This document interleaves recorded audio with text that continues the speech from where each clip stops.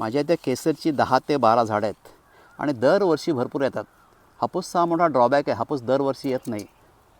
हा पहा, कोणत्याही प्रकारचा साका नाही आहे. हा आत्ता झाडावरच ऑलमोस्ट पिकलेला आहे. हा आडीमध्ये जर पिकत घातला तर याचा स्वीटनेस अजून वाढणार आहे. कलर, टेक्स्चर, आतमध्ये केसरी रंग असतो म्हणून याचं नाव आहे केसर. जर खरोखर आंबे बागायतदार किंवा आंब्याचं बिझनेस करायचा असेल ना, तर मी सांगेन केसर मस्तपैकी लावा. छान मार्केट आहे, गरिबाचं फळ आहे, कारण याचा भाव जास्त नसतो परंतु येतो मुबलक. मित्रांनो, हापूस अनडाऊटेडली फळांचा राजा आहे, परंतु हापूस हा श्रीमंतांचं फळ आहे. आजकाल 1000, 1200, 1500 रुपये डझन. ज्या सामान्य माणसाला हापूस परवडत नाही ना, त्यांच्यासाठी मार्केटमध्ये सेवा करण्यासाठी येतो तो हा केसर. तुम्हाला सांगतो, हापूस जर आंब्यांचा राजा असेल, फळांचा राजा असेल, तर हा केसरसुद्धा कमी नाही आहे. साखरेपेक्षा जास्त गोडवा केसरमध्ये असतो आहे. ज्याला आमरस खायची हौस आहे ना, त्यांच्यासाठी केसर हा बेस्ट आहे. कापून खायचं असेल तर आपण म्हणतो हापूस.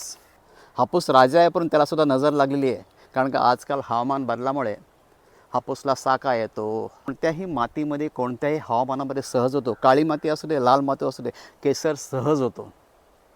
फक्त एकच आहे, हापूसच्या नंतर हा केसर मार्केटमध्ये येतो, कारण का थोडा लेट पिकतो. गुजरातचा, जुनागडचा केसर आहे, पण ट्राय करा आपल्या गार्डनमध्ये.